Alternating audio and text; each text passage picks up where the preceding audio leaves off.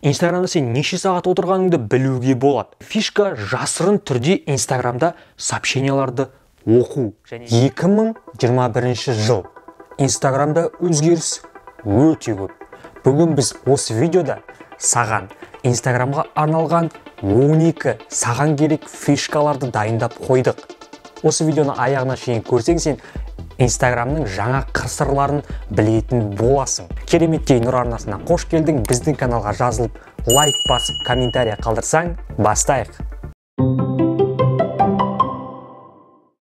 Достар, Инстаграмнан фишканы көрсетпестен бұрын біздің Инстаграм парақшамызға жазылып кетіңіздер. Міне мына жерде. Достар, Инстаграм желісіндегі бірінші бізде фишка сторис желісінде фотоның үстіне фото қою. Қалай екен көрсетейік. Бұл жерде қазір Инстаграмға кірейік сіздермен бірге. Және кез келген сторис жасаймыз. Қараңыздар. Сторис жасағаннан кейін бұл жерде оң жақ жоғарыда стикер тұр. Стикерға басамыз смайликтердің. Және мына жерде оң жақта көріп тұрсыздар ма, галереяның сурет тұр. Жаңа функция пайда болды. Галереяның функциясына басамыз. Және бұл жерде кез келген фотоны, жаңағы мен түскен фотоның үстіне қоя аламыз. Мысалға мына фотоны таңдаймын. Былай қоям. Тағы да фото таңдағым келсе, мынаны былай қоям. Бұл фотоға бір рет басатын болсақ, бұрыштары үшкір болады. Егер де бір рет басатын болсақ, бұрыштары қиылған болып шығады. Міне қараңыздар. Бір рет бастым, бұрышын қараңыздар. Тағы бір рет басам, бұрышы қиылған сияқты болады. Ал бұрында бұл функция болмаған кезде қиын болатын расында да. Өйткені бірінші фото сторисқа саласың, скрин жасайсың, одан кейін екінші фотоны саласың, скрин жасайсың, үшінші фотоны саласың, скрин жасайсың. Бір сөзбен фотоколлаж жасау сториста өте қиын болатын. Енді фотоколлаж жасау сізге оңай болады.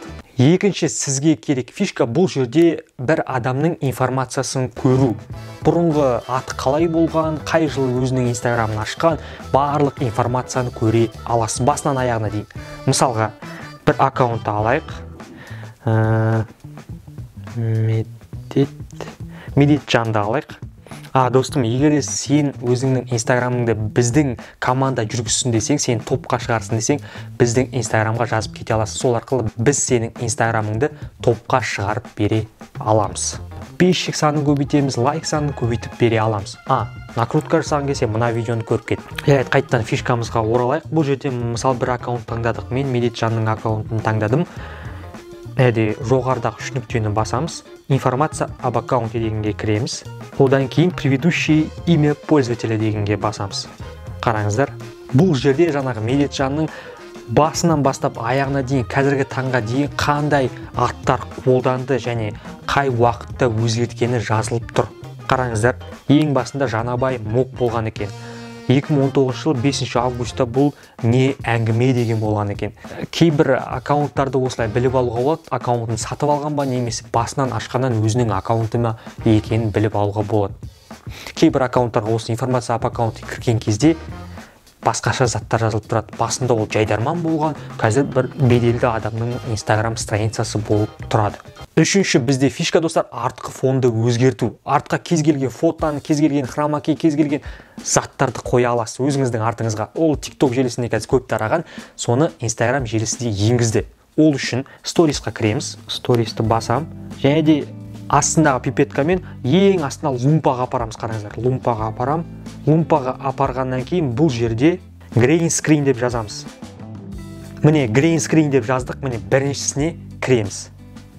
Біріншісіне кіргеннен кейін астында попробовать дегенді басамыз. Қараңыздар, міне менің енді артқы фоным өзгеріп кетті. Көріп тұрсыздар ма? Енді мен бұл жерге добавить media file дегенді басамыз. Және кез келген бір фотоны қоя аламыз. Мысалға, мен мына фотоны қойғым келіп тұр. Видео емес, видеоны қоймай қойын, фотоны қойын. Міне, артыма мен мына фотоны қойып қойдым, көріп тұрсыздар ма? Артындағы фотоны. Осы фотоны қойып қойдым. Кез келген фотоны қойылады, кез келген фон қоя аласыз, және де оны өзгерте аласыз. Осылай артқы фонды Инстаграм желісінде оп-оңай өзгертуге болады. Видео ұнап жатқан болса, лайк басуыңды ұмытпа, және де жаңадан шыққан видеоларды бірінші көріп отыру үшін біздің каналға подписаться деген кнопканы басып кетуді ұмытпа достым. Және де достар, бізде 4-ші фишка Instagram желісінде аккаунттан аккаунтқа көшу. Бұрында білесіздер, аккаунтқа көшу үшін біз былай көшетінбіз. Мысалға, жоғарыдағы өзіміздің атымызға басамыз. Және бұл жердегі кез келген қайсысы бізге керек аккаунт, соны таңдаймыз да соған басамыз. Және де біздің аккаунт сол уақытта өзгереді. Көріп тұрсыздар ма? Ал Instagramда жаңа фишка пайда болғандықтан оң жақ астында өзіміздің суретімізді көріп тұрмыз ғой, сол суретке 2 рет бассақ автомат түрде біздің аккаунт өзіміздің қолданатын ауысып отырады. Қараңыздар, 2 рет басам, 2 тап дегеніміз 2 рет басам ауысып кетеді. Қараңыздар, 1-2 ауысады, 1-2 қайта жаңағы страницаға барам. Тағы да 1-2 1-2 осылай басу арқылы, 2 рет басу арқылы аккаунттан аккаунтқа көшуге болады. 5-ші бізде фишка стористарды қалай қызықты, креативный қылдырамыз. Қазіргі таңда бір керемет стористар жасау үшін қандай да бір программа жасап, монтаж жасаудың қажет емес. Бар болғаны мына программаны жазып ал. Қараңыздар. Бұл программаның аты Majo деп аталады. Міне Majo программасына кіреміз. Бұл жерде көп зат тегін. Өз программаның өзі жазылып алуы тегін, ішінде көп зат тегін. Кез келген стористар жасай аласыздар. Сонымен қоса платный версиялар да бар арасында. Міне Pro дегендер ол сатып алу керек, ал бесплатныйларда өте көп. Міне қараңыздар, өзімізге керек шаблонды таңдаймыз. Және де мына жерге өзіміздің кез келген фотомызды қоямыз. Мысалға, мен мына фотоны қоям. Және де мына жан-жақтарына сөз жаза аласыз.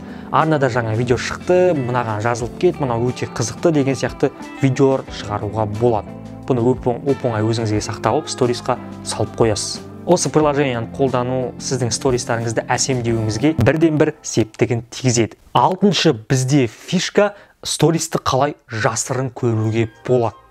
Мысалға айтайық, біз бір адамның сторисін көргіміз келіп тұр.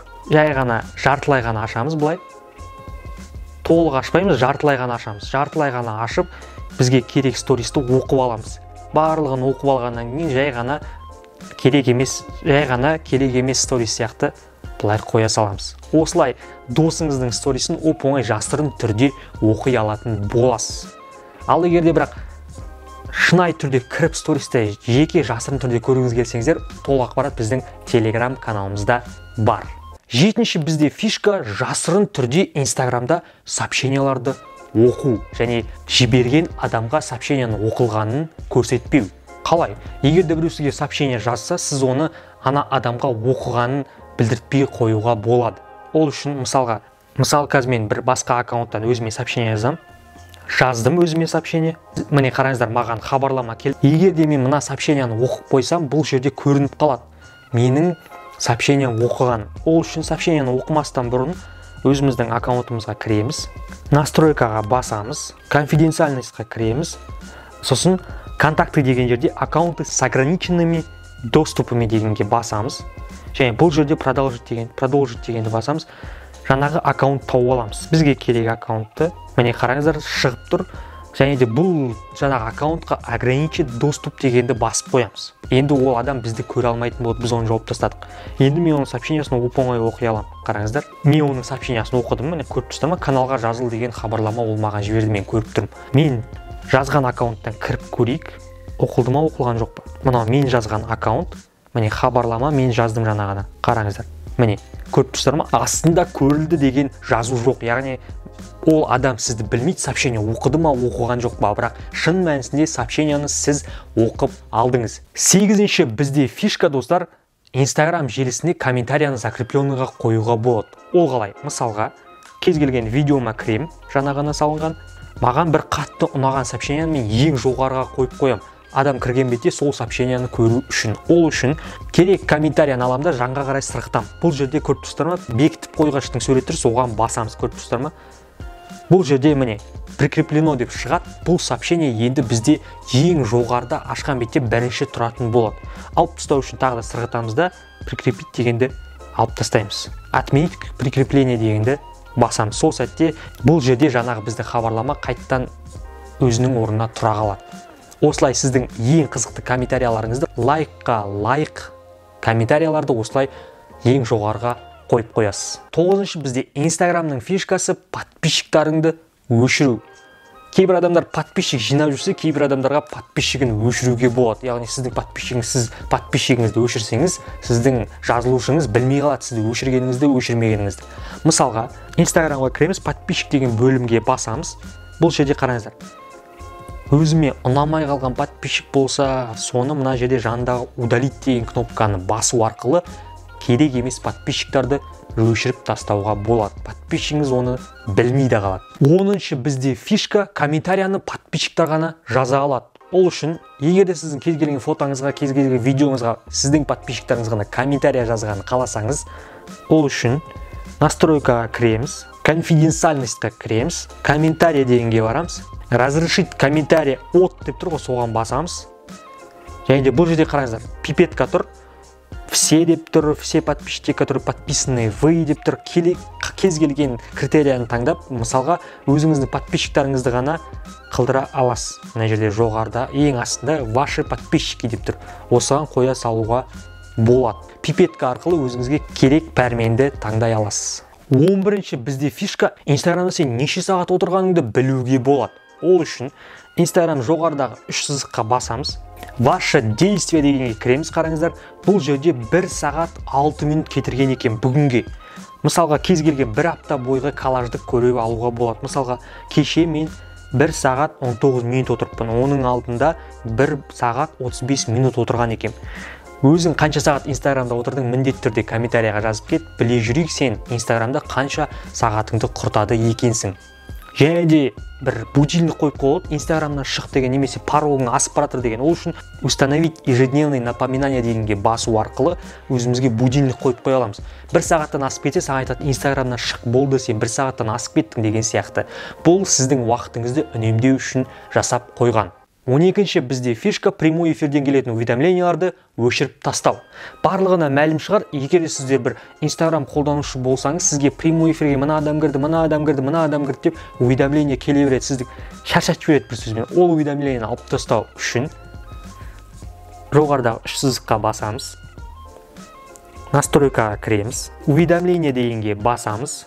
Прямой эфир және де IGTV деген пәрменге басамыз. Басқаннан кейін бұл жерде көріп тұрсыздар ма, жоғарыда прямой эфир деп тұр. Соны егер де прямой эфирға кім кіргенін көрсетпегенін қаласаңыз, вкл-ды басамыз. Ал егер де көрсеткенін қаласаңыз, включить дегенді басамыз. Өзіңізге қай пәрмен ұнайды, сол пипетка арқылы таңдай аласыз. Өзіңе бір ұнап қалған фишкалар болса, міндетті түрде комментарияға жазып кет. Келесі видео шықсын десең, қандай фишкаларды айтуға ұмытып кеттің, оларды да жазып кет. Видеоны аяғына шейін көргеніңе рахмет. Осы видео саған тіттей де бір көмегін тигізді деген ойдамын. Егер де біз сенің Инстаграмыңды жүргізгенімізді қаласаң, міндетті түрде бізге Инстаграмға жазып кете аласың. Біздің команда сенің Инстаграмыңды топқа интересный рекомендацияға шығаруға көмегін береді. Видеоны аяғына шейін көргеніңе рахмет. Келесі жүздескенше сау болыңыздар.